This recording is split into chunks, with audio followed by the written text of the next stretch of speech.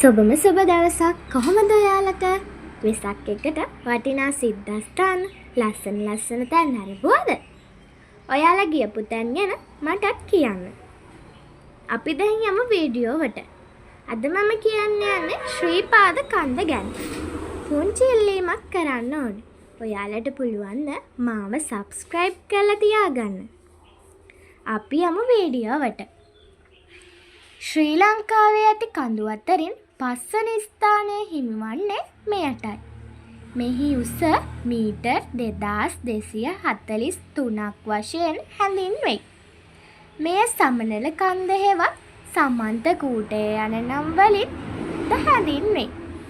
ශ්‍රී පාද කන්ද වටා මීටර් 2010ක උසින් යුත් කඳුවැටි පෙළක් පිහිටා තිබේ.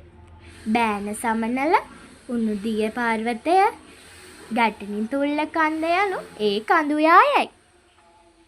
මෙම කඳුවැටි පිහිටා ඇත්තේ වරගම පළාතේ රත්නපුර දිස්ත්‍රික්කය සහ නුවරඑළිය දිස්ත්‍රික්කයට මායිම්වය.